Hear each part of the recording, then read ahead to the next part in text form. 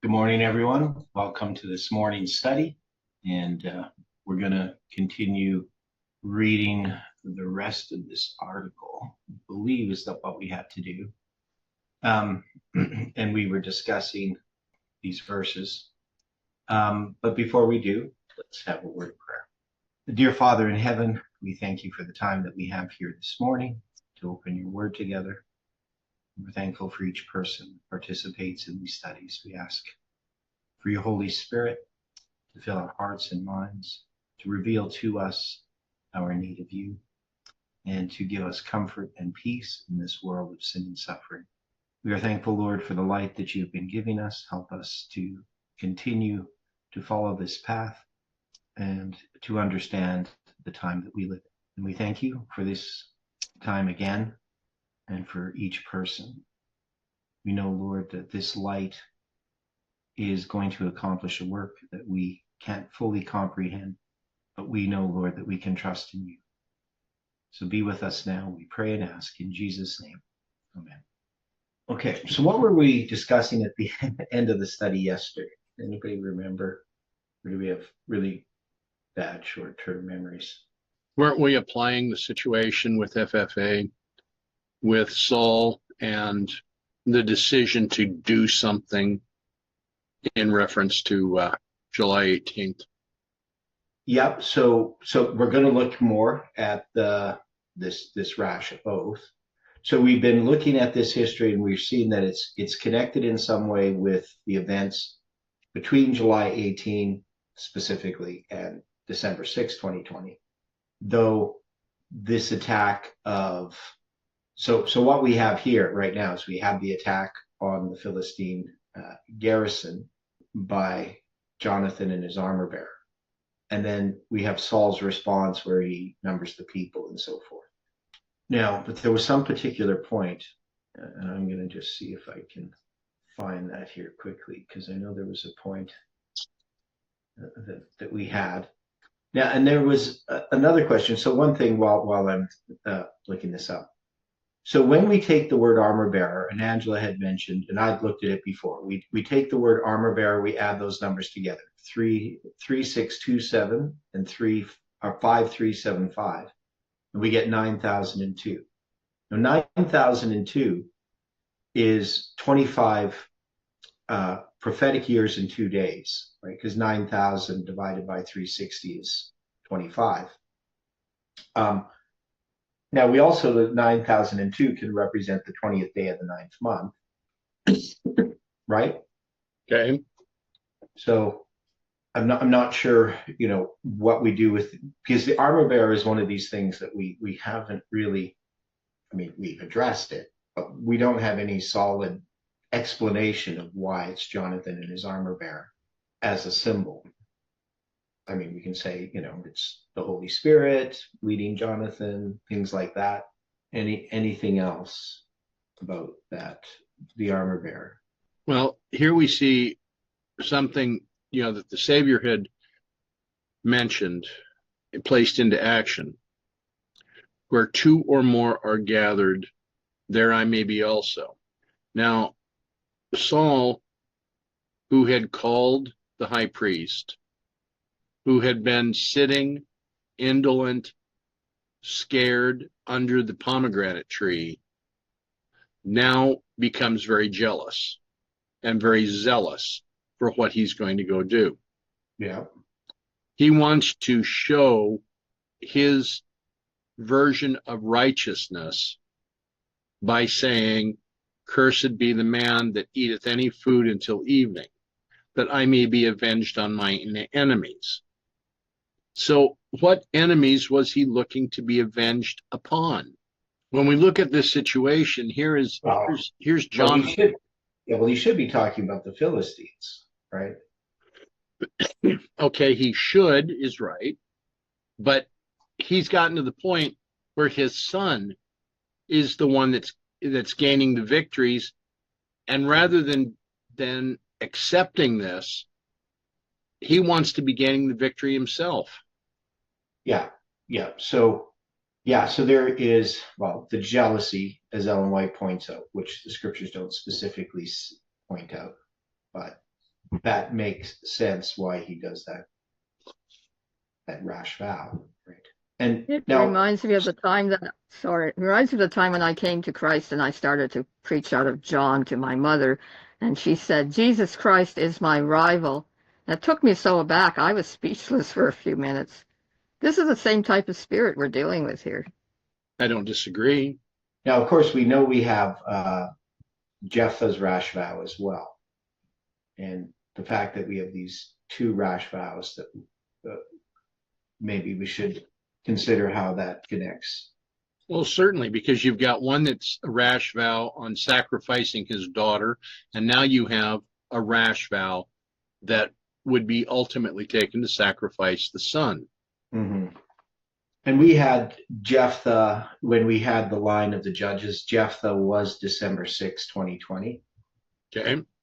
I don't remember all the details, but that's just taking the line of the judges and putting all the different judges. So that's kind of interesting that we put it there. And I think that we pretty much, that's what we've done already. So that lines up well. The other thing about Jephthah was if we doubled the Hebrew number of his name, it would give us the span of time between 9/11 and 11/9. And the center date would be October 10th, 2010, which is a symbol. So, and the date, the date of December 6th, 2020, wasn't that the 20th day of the 9th month? I believe so. Yeah. And we have the armor bearer, we take that, the Hebrew Might numbers. want to check on that because I thought December 25th was I thought December 25th was the 20th day of the 9th month. So in could be 2021. wrong. In 2020. In 2021. So this is in 2020. So it's exactly one biblical year before December 25th, 2021. Whatever it was, 384 days or 383 days, something like that. So it's a long year, right? That makes sense? There's 13 months in that period of time on the biblical calendar. Okay. So, and we got the armor bearer adds up to 9,002, which represents the 20th day of the 9th month. Okay. So I think we can solidly place this in at December 6, 2020. Okay. So yeah, so I think that and that's what I'm just looking at the transcript yesterday. That's exactly what we talked about at the end, was dealing with December 6, 2020. Specifically, we were talking about the curse, right? And that's the other thing that I want to like. So he wants to be avenged upon his enemies. So cursed is the man that eateth any food of the even, that I may be avenged on my enemies. So it's him trying to take the glory to himself. So how would we connect that with December 6, 2020? What food are they asking us not to eat? Chronology. Advancing light, anything that differs from what FFA is, expostulating on. Well, It's like the Catholic Church. I'm just. But specifically, it's time, right? Symbolic use of numbers, right? Right. That's the thing that we continue to do. Well, even on that day, we say, well, they put out this declaration on December 6, 2020, which represents the 2520, right? They did it on the 20th day of the 9th month, and then of course after that we're going to have on December 25th the bombing in Nashville, 187 days after the publication and the international, that message going, the warning to Nashville going out internationally, and then we're going to have 187 days after July 18th, the School of the Prophet sold December 21st, 2021. So we continue to have this light coming. Now, so that means we're going to have Jonathan and his armor bearer precede December 6, 2020. And it's something that they do independent of FFA. And we said that it could be the studies that we were doing even prior to July 18th, right? So we had, and one of the reasons I thought, well, maybe Jeff isn't having me doing any presentations on the FFA Zoom or School of Prophets Zoom because, I'm doing other studies during the week and people can watch those. That was one of my thoughts. But he's not even directing people to the fact that we're doing studies, right? So there's lots of people who aren't really following what we're doing. And of course, he's not going to tell people about the study that I did. And I was trying to find, because he did respond to me where he said he was going to look at the study, but I can't find that email for some reason. I'm not sure why. Because when I sent it to him, I get responses from other people in the email, but I don't have a response from him for some reason. I'm not sure why. But he definitely got the email, because I remember him saying, "Yeah, I'll watch the video." And but yeah, I don't know why I don't have that email from him. And the question is whether he did watch the video, maybe he just read through the email, didn't think it's significant.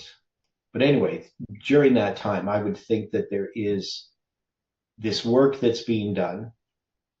But when we get to the rash oath, that is, there's this jealousy that has been, at the time that I saw, and I can't go back now for some reason. I can't look at the old FFA chats. I'm not sure if it's just on my old phone or something, but on the FFA chat anyway, Bronwyn was, she was tearing into me. I'll just say it that way. And I mentioned that I had warned them about the possibility of it failing, and that got her pretty upset. That they were warned about that. She didn't seem to think that I had, but I know specifically that she read my paper and she knew what I had said. So we can say definitely that this December, when we start drawing this on a line, I mean, we're not going to have too much trouble trying to place this. I mean, it's pretty clear. Okay. Now this rash oath was of Saul's was a human invention, right? Correct. Now, what does that mean in relation to December 6, 2020? If we're saying that that's the oath. So if we compare Jonathan and the armor bearer, we have something that's of God, right? Right. And it's going to be countered. Now this isn't specific, and specifically, he's not addressing Jonathan, but he is, right? Agreed. And he wanted to bring out the ark, but he changes his mind. What would that refer to as far as what happens in that period of time with FFA? So, right, because this is all in connection with the ark, and then when he sees what's happening, he has this jealousy, as Ellen White points out, and then he makes this rash vow at that time. So in the time when they do this rash vow, remember they're doing this study on Daniel chapter 11, right? So we got a couple of things happening, at least. We have the fact that they've had this committee set up to examine why July 18, 2020 failed. Of course, that is all just, they've already decided, right? It's, I don't know what you would call that. There's a word for it. Their committee, it's all preset, it's all predetermined, right? So you have that happening. And then you have this study on Daniel chapter 11. So what's this study on Daniel chapter 11 about? Like, what are they trying to do? Because remember, they have two things that they've been addressing. They're addressing July 18, and they're addressing the failed prediction regarding Trump, right? That's why they're looking at December 11 or Daniel 11 on there well, I guess they start that at the end of November or in November, right? Can't remember how many studies we had done, but it's going to be Sunday mornings, right? So what is that they're trying to do? I mean, I don't know what their motive was, why they did it in the way that they did. They're going to have Guy is going to be leading out in that, I believe, if I remember correctly. Can we relate any of this to bringing out the ark to battle? I think that's possible. Okay. Now, when we have the other time that they bring out the ark, that's going to be Eli's sons. This is going to be against the Philistines as well. So is it that FFA was going to do something similar to that error? What would that error be? But they don't. Instead, they do this rash vow. Now, could it be that they were planning some kind of way to undermine July 18th through, but this would be, so their enemies are the Philistines, right? That means the enemies of FFA, the enemies that they focused upon, are Parminder. And yet they need to be fighting against these errors that had been brought in. So I'm still not sure how we would take this ark, because it would be a wrong move, but maybe it has something to do with that study on Daniel 11, but I'm not sure how I would connect it. I fail to see how we can fight heresy by refraining from studying God's word, prayerfully and with receptive hearts. Yeah. Now they're going to attempt to do a study, but that study, I don't know what it was they were planning to bring out, because, and maybe that's just because of what they did on December 6th. I sort of question their sincerity as far as what their plan was for Daniel 11. And, there was a number of things that happened. So one is, I think that as we were studying Daniel 11, they were starting to realize it wasn't going to go in the direction they wanted it to, whatever that direction was. And then, of course, we had Daniel Vanderhorst on December 5th having his presentation that he was doing abruptly cut off, right? Which I did record. Well, I didn't record it, but I did when I saved it, right? So you can't remember if I recorded it, how I did that. Anyway, I ended up posting the video on my YouTube page and then putting the link somehow. I think Kelly linked it. He put the link up. So they thought Kelly was responsible. Not sure how they figured that Kelly had anything to do with my YouTube page. But that, I think, sort of forced their hand on December 6th. I don't think that they were planning to shut that down that soon. They had the paper already prepared, right? But I don't think they were planning to release it on December 6th, 2020. But do you know anything about that? Not really. Because, the fact that they stopped this, they decided not to have the study that morning, right? Like the study was scheduled the day before, the study was planned to happen on the 6th. But then they stopped this, they just don't have the study, and they put out the declaration. I would think that Daniel Vanderhorst's presentation forced their hand to put out this paper they had prepared. But they didn't tell you when they had prepared that paper. There's no, they obviously didn't just prepare it that day. It's been going on for a while. So we don't know exactly when they made their decision. We think it was actually even before they started this committee, right? They had their decision. I think what they were doing is they were trying to figure out how to frame their argument, because they wanted me to submit one of my papers to the committee, which they completely if anybody remembers that paper where I go through. And it's really all about that we need to study. We need to follow the example that Ellen White had set up after the disappointment of October 22nd, what they did, their group, and how they ended up with the charts in 1850 as a result of that, and the publication of the review. But they totally reframed everything that I said. They didn't actually look at the points. They picked things and did a bunch of straw man arguments. They were actually arguing against something I wasn't even saying.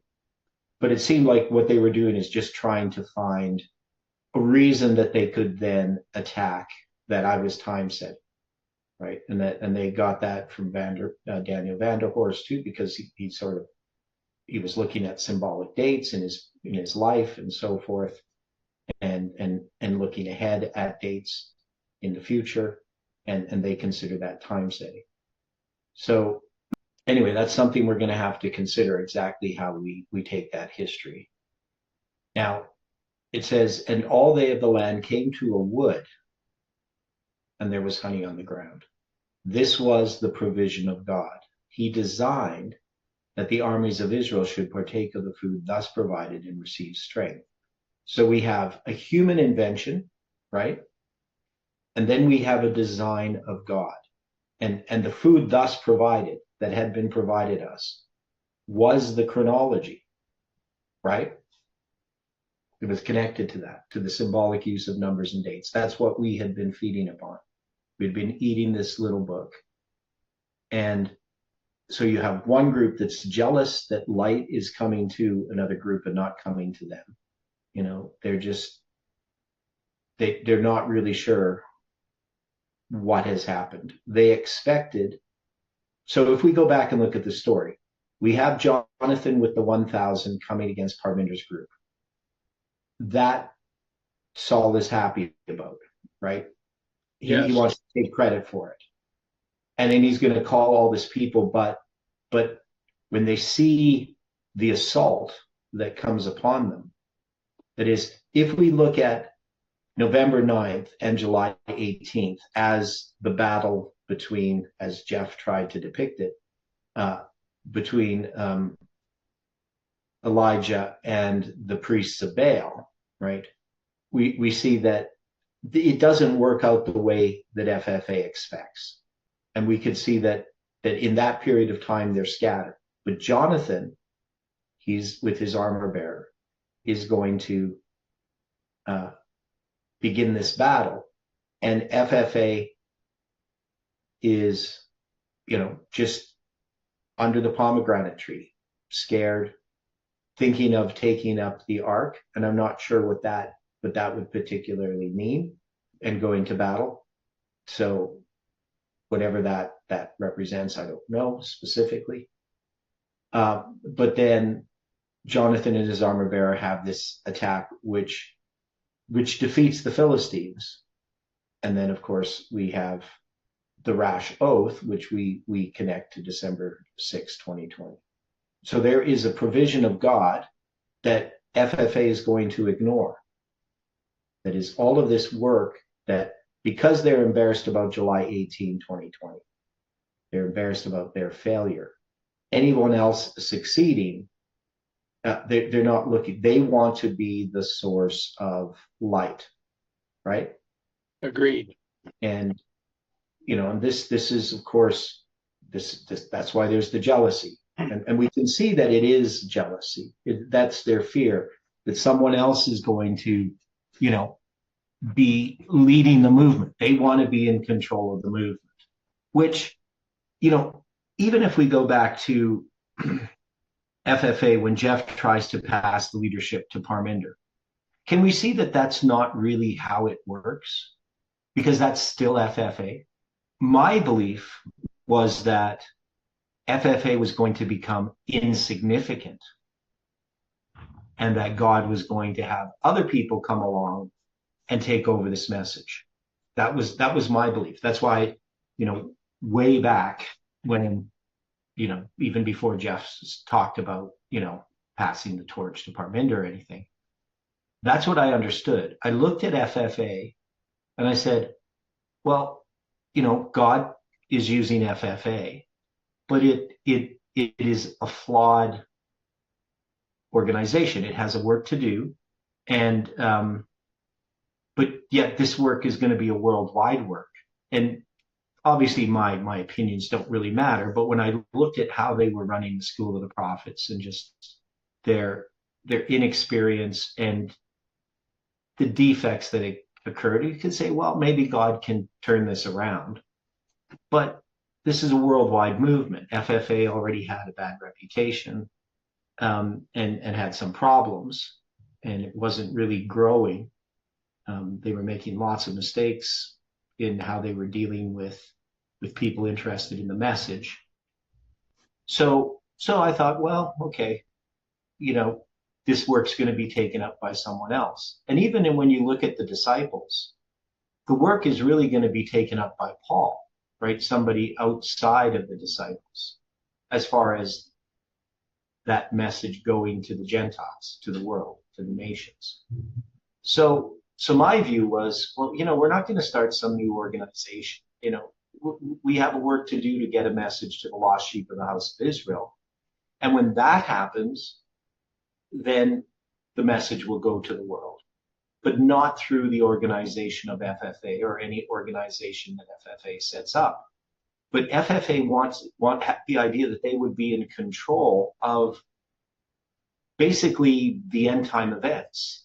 And I didn't think that was reasonable. I didn't think that was biblical. And I still have that view, is that the work that's going to be done isn't going to be done by us, right? I mean, we have a work to do.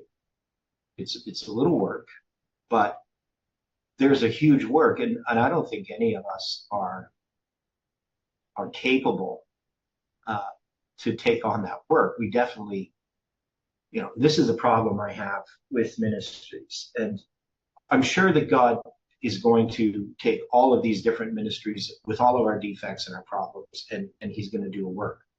But for one ministry to believe that they are the ministry that is going to be accomplishing this worldwide work is, it's naive. But it's also just not how it works.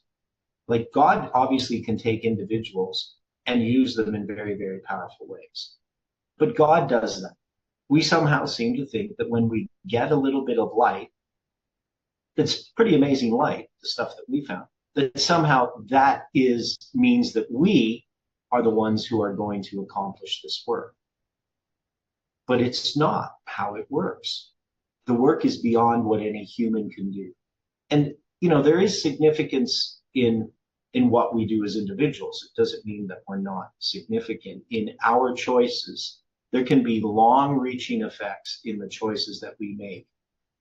But because of how that effect passes from person to person, the decisions that we make way back in our lives to follow God,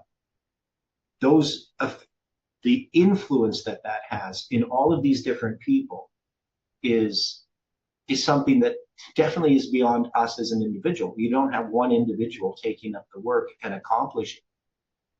And so God has provided something for us. He's provided this honey upon the ground. But we also know that David is going to be anointed.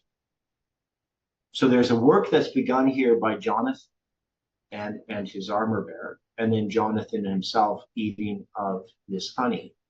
But Jonathan's not going to become the next king, right? It's going to be David. And Jonathan supports that, right? Yes. Yeah. And Saul does not. Now, we say that David here is Christ. As we get into it, we'll see some more of those symbols. At least represents Christ leading the movement. So we're not looking for any person, we're not looking for any organization to be this new organization, whether we form it or somebody else forms it. We believe that God's going to take over this message. We have a huge responsibility, just as Jonathan did, right? What Jonathan does is not insignificant. No, it's not. Yeah. But it's still only a small part of what God is doing. but it's an important part.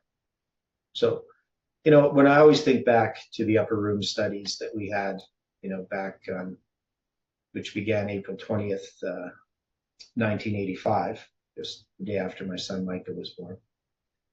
That's why I know the date. We had those studies in the attic of the house I grew up in which I was living in at that time. We were living in the upper part of the house. We'd split it into two residences. When I think about the upper room, I knew that there was something there, and I've seen that effect of those upper room studies have still persisted. Obviously I'm still here, and so is Kelly.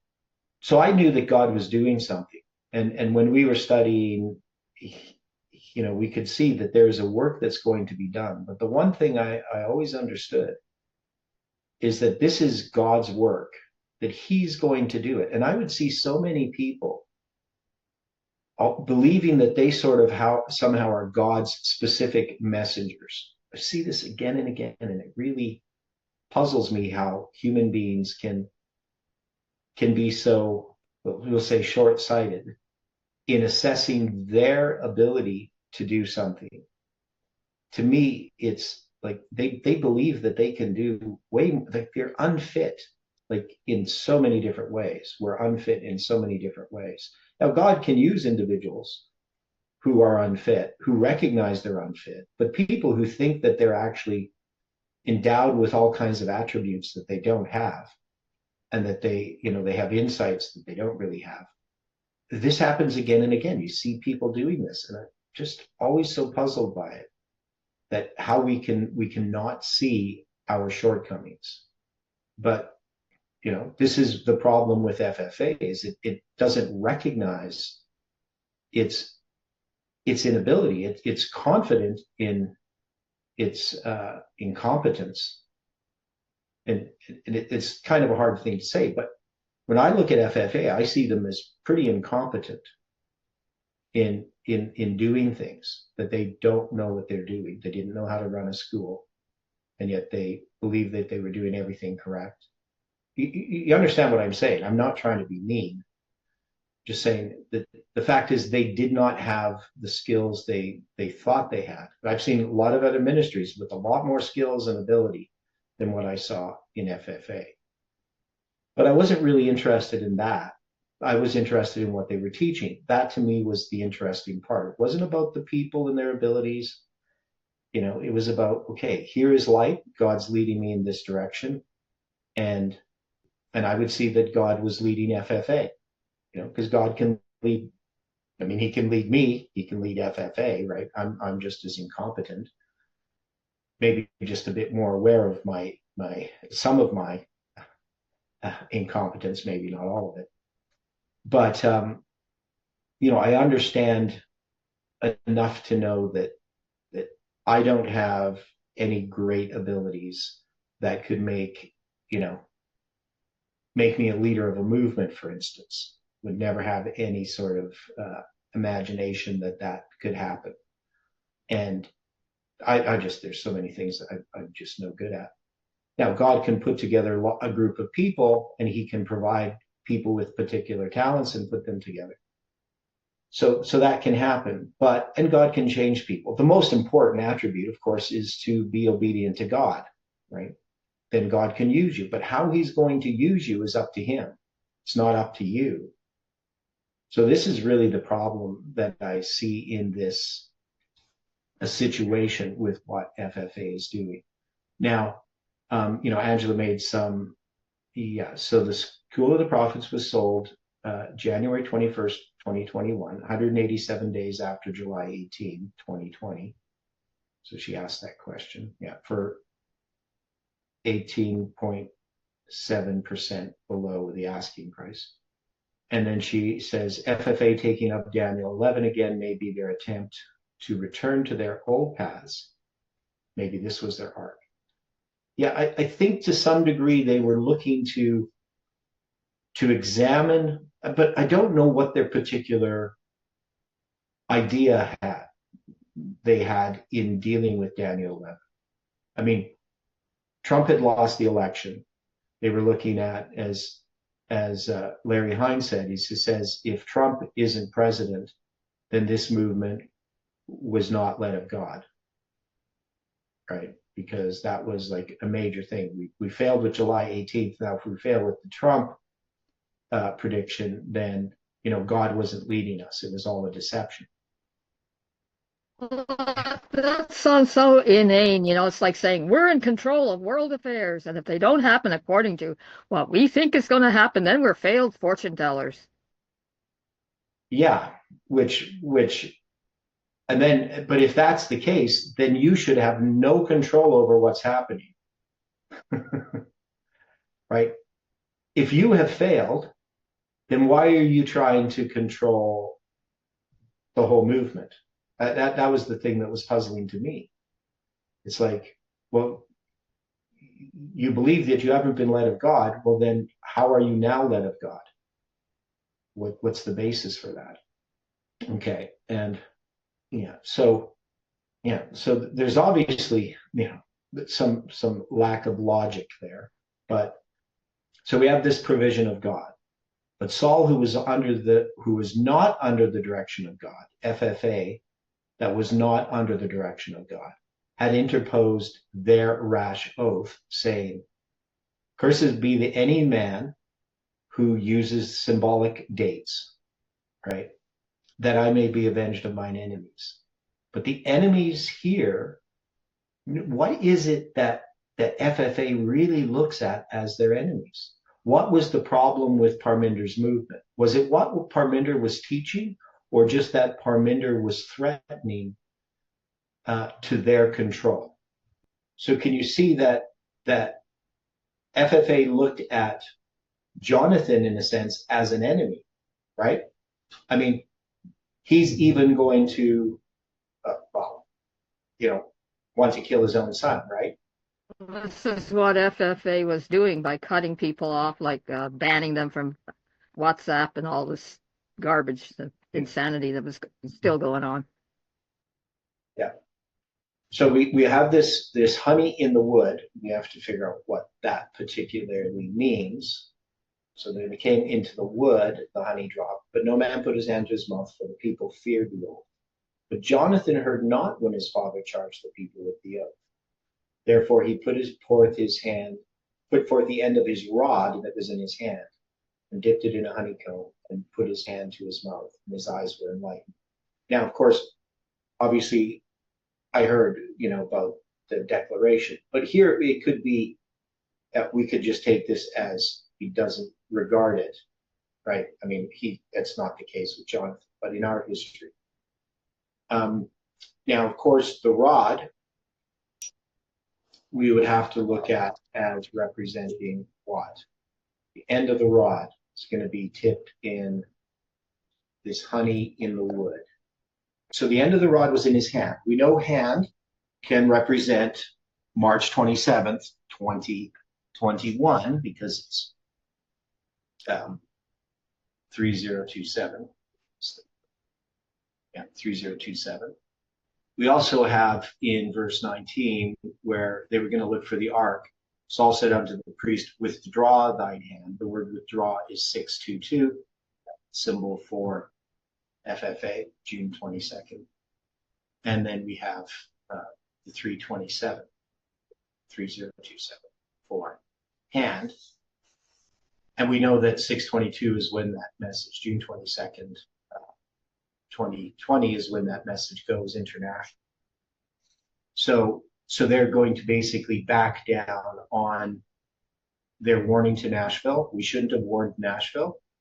And any future dates, the next future date is March 27th. We don't want to have anything to do with, right? That's the position of FFA. And yet they see this light, that's this explanation for July 18th that differs from theirs. So could Jonathan and his armor bearer coming against Parminder's group with this explanation for the disappointment of July 18th, could that have something to do with the explanation that I have for the disappointment? because I have a pretty good explanation for the disappointment. One is it was given to me prior to the disappointment. That is, I knew to a large degree, if it failed, what that meant about the lines, because I had been teaching that these lines had been symbolic and related to internal events within FFA, within this movement, and not to external events, though they can be witnessed to by external events. So I thought possibly if Nashville did occur, it would just be a witness to it, an external event witnessing to something on the internal lines. That is, I didn't believe that we can predict that our lines were about predicting external events, even if external events witness to them. And we're going to have that right after, basically, 3 weeks after December 6th. We're going to have the bombing of Nashville, which, even though it's not a nuclear attack on Nashville, it comes 187 days after June 22nd. So that becomes very significant. And that would be Jonathan with his rod dipping it in the honey, and his eyes are enlightened, right? I mean, that's basically what happens. So the end of the rod itself, what is that? I would think it was the last waymark on a certain line, probably the line of so-called failed predictions. Yeah, I kind of think that would be the future dates that we're looking at, that they're going to ignore. So we have these lines, we have all these symbolic dates in the future. So I think that's part of it. And then we have, okay, and then let's see here. I know that it's that the army had to go into the wood, and I'm thinking of that saying, well, he or she is not out of the woods yet, as if there's a battle going on, like say for someone's house or something like that. Yeah, it's we had to enter a battle, or we had to remain in a battle, and it just intensified. And how are we going to get the strength to win in this battle without enlightenment from God? Yeah. Mm-hmm. Okay, rod measuring the character, with the honey as the word which refines character, or should. Yeah, now so just looking up the word rod here. So mateh, staff, branch, tribe, right? So it's related to 5186, means to stretch, to bend away. And this word, right? And so we know we got rod, we got staff. There are different words that they have specifically. Now we see the word translated often as tribe. So I'm not sure how that would relate to what we're talking about. And it is, see, it's just any particular verses that jump out. Right. So the rod that Moses has is that same word. Aaron's rod that budded is the same idea. We could say it's a staff as well. It's in Ezekiel 19 or 9:11 or 19:11, but I don't know if that relates. Okay. So, I mean, I usually take the rod to represent these lines, but it might be more than that. And then he takes the end of his rod, right? So the end there, 7097 is the number. Katseh. You looked at that word. It can mean border. It means lots of different things: edges, side, brims. But the first time it's used is Genesis 8 verse 3. And the waters returned from off the earth continually, and after the end of the 150 days, the waters were abated. So, can we say that this rod represents this period of time in which there is an end to? That end is referring to the 20th day of the 9th month in 2021, which is December 25th, 2021. And FFA publishes this declaration on the 20th day of the 9th month, which is December 6th, 2020. Is that what the end is referring to? Does that make sense? Because it has to be a prophetic period. So the end of the rod is the termination of the 777 structure. Does that seem reasonable? That could work. And the fact that it's in his hand, which is 3027, which has the March 27th date, right? Now he dipped it in a honeycomb. Now, of course, we know that's eating of the little book, right? The honeycomb. And he put his hand to his mouth. Okay, so obviously we have there the 3027 hand. Now we have mouth, which is 6310, which if we divide it by a prophetic year, it's 17. It's almost like 17 and a half. It's 17 years in prophetic years and 190 days. What's 190 represent? Originally, back in 2013, when Jeff asked me about the part of his presentation had to do with the priests and the Levites. And so he had 120 days from the first day of the first month to the first day of the fifth month. And then he had 90 days, 70 days from the first day of the fifth month to the 10th day of the seventh month. Because he didn't know that a biblical year and a biblical month are just symbolic, or the prophetics are symbolic. Prophetic month is 30 days, but an actual literal month is 29.530,187 days, right? And the year is, of course, 365.242,189, right? So he didn't know that, right? He just thought that the Bible uses 360 and 30 for the year. So he thought actually that a biblical year was 360 days and a biblical month was 30 days, but they're not, right? And of course, the biblical year varies in lengths of time depending on whether there's an extra month added. Jeff didn't know about that. Didn't really fully understand that in 2013. So he presented the period from the first day of the first month to the 10th day of the seventh month as 190 days, 120 plus 70, right? Everybody remembers that idea? Now, remember, I was converted when I was 17 years old, and 187 days after I was 17 years old. So it was 17 years and 187 days. So the period of time from the first day of the first month to the 10th day of the seventh month. So if we take this period of time, so we're taking this from this 6310, that's the mouth. So can that mouth refer to my conversion or whatever, right? Connected to me, right? Jonathan already connects to me, but there's a connection there with the date that I'm converted. So he put his hand to his mouth. Now, remember, to July 18th, from the day that I was converted, is the same number of days that the manna fell. And the manna tasted like wafers made with honey, correct? Yes. Okay.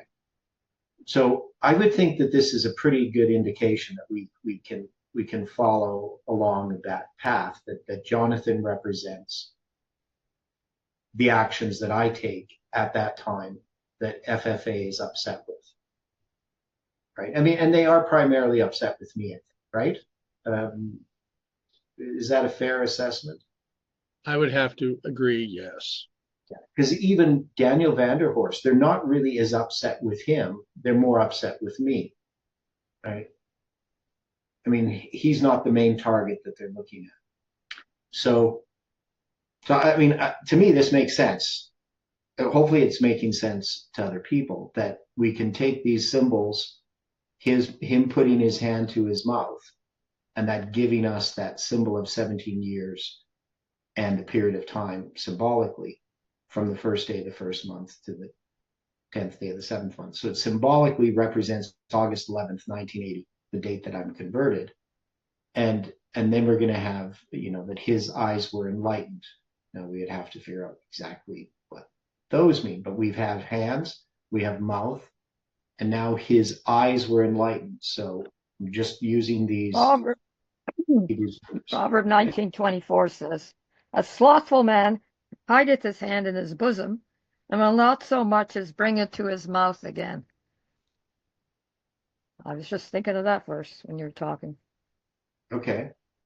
Now, if we look at eyes, it gives us a period 5869, which is like 16 years. And I'm just using literal years. And how many days? 25 days. 16 years and 25 days. If I add his eyes were enlightened, 215. That's 16 years and 240 days. Now the 25 days, what does 25 represent? We sort of forget about this one. Where do we first run into 25 days? Anybody remember? I know Stephen would. It's been a while since we've used that one. Midnight to the Midnight Cry. Okay. July 21st to August 15th is 25 days. Right. Okay. So, now what about 16 years? Do we have any way we use 16 years? At the age of William Miller, the time of the end. Okay. Okay. So yeah, he's going to be 16 when he receives. Well, we believe that he received his concordance on his birthday. We can't prove it, but it seems most likely. It'd be a pretty expensive thing for him to just buy, and the most likely time he would receive it is when he has his birthday. So he receives his Cruden's concordance. The 16 also referred to the cleansing of the temple and the priests. 8 plus 8. Yeah, 16 days, the two periods of 8 days. So I'm not really sure. I'm looking at some of the symbols here.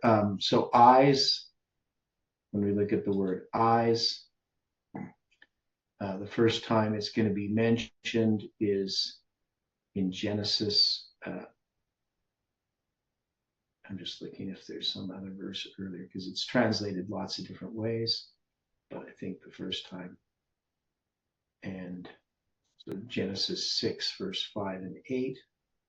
Find grace in the eyes of the Lord. That's Genesis 6, verse 8.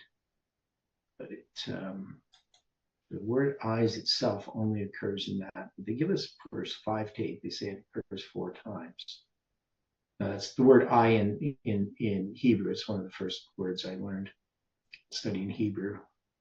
I don't know why in the King James Concordance, they have that it occurs 4 times in Genesis 6, verse 5 to 8.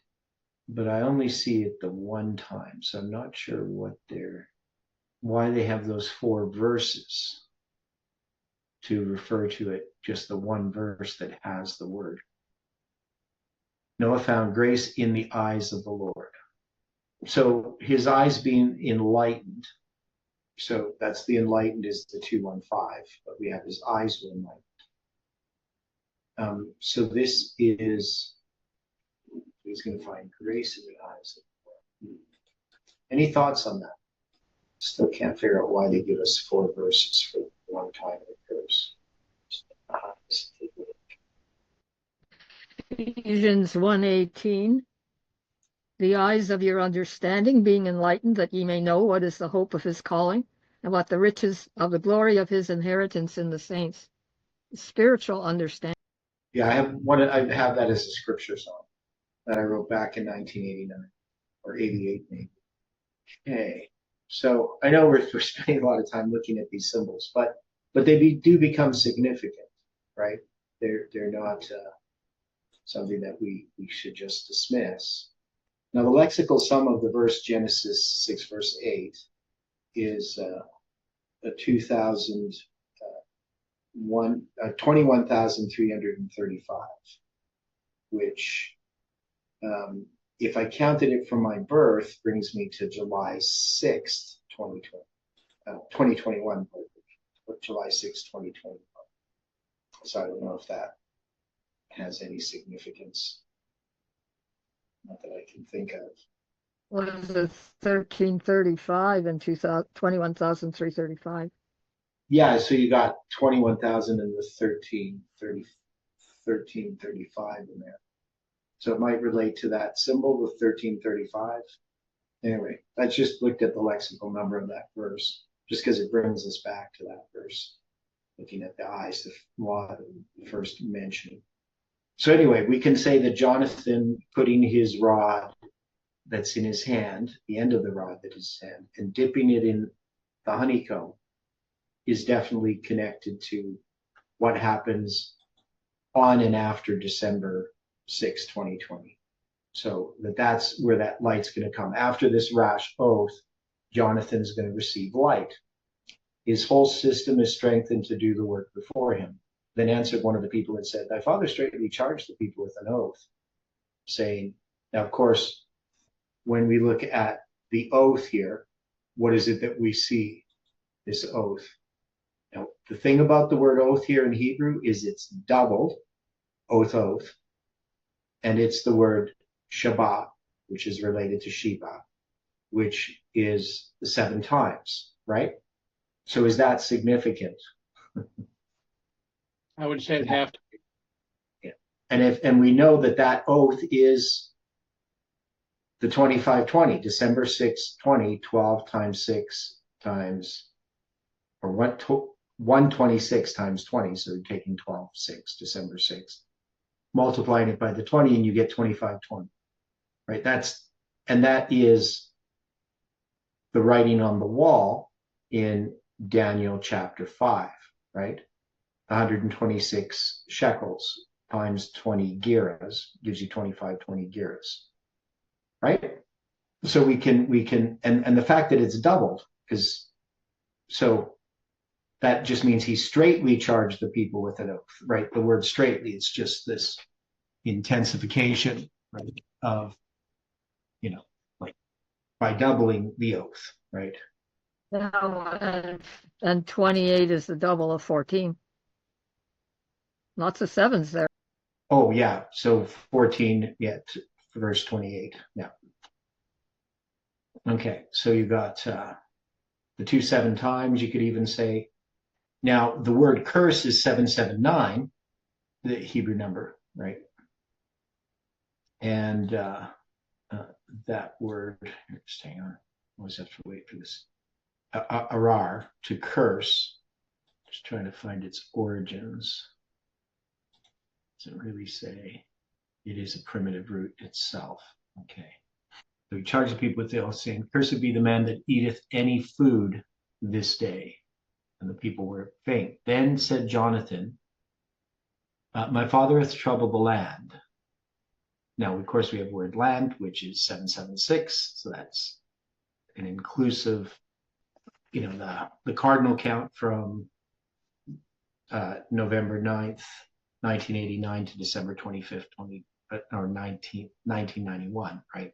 So we know in that period there's a cardinal count. So we sometimes use that 776 to represent the 777 structure. And then he says, see, I pray you, how mine eyes have been enlightened, because I tasted a little of this honey. Okay. Now the word taste is interesting in Hebrew. It's ta'am, and it means to taste, figuratively to perceive, right? So that would be significant, because this really has to do, his eyes are enlightened, and that word enlightened, or is the word basically to shine, like it's the word light. My eyes were made light, right?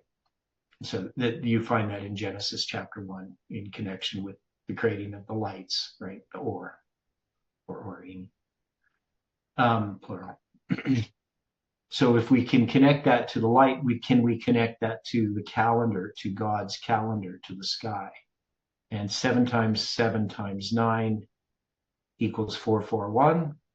Reverse, that's 144. We also know that's 63 weeks, and the number of days that Jeff had seen when he had the Levitical chiasm, and he counted to March 27th, 2021. So that's kind of interesting. It relates to that. Okay. So I was doing something here. So tasted. So this means perceive, and that definitely would relate to relate to understanding or enlightenment. Psalm 34, Psalm 34 says, taste and see that the Lord is good. Well, if we're banned from studying the word, how are we going to taste the Lord, right? Yeah. Okay, so if I tasted a little of this honey and add the Hebrew numbers together, 2938, 4592, 2088, and 1706, you get 11,324. And that would bring us to November 10th, 2020. So if we did an inclusive count, it'd be November 9th, 2020. So 1 year after November 9th to 2019. But if I add 25 days to it, if I add that 25 days, it brings me to December 5th, 2020, when Daniel Vanderhorst does that presentation at FFA there in Arkansas that gets shut down. So I don't know if that's really significant or not, but that's what I did, added that together. Now the honey itself, I mean, we know quite a bit about honey because we've looked at that word in connection with other things. And maybe we'll focus on that a bit more tomorrow, try to look at some of these things about the honey and what that specifically would refer to. Obviously, we know it has to be in the book and so forth, but maybe there's some connection specifically with the message that we have at that time. So any final thoughts? Okay, well, let's close with prayer. Dear Father in heaven, we are so grateful for the time that we've had here this morning. And we ask for a blessing upon each person on our day. Help us to follow and serve you in all that we do, to continue to study and to learn and to grow. Watch over our family and friends and help us to be a light to those around us. Bring us together again to study your word is our prayer. In Jesus' name.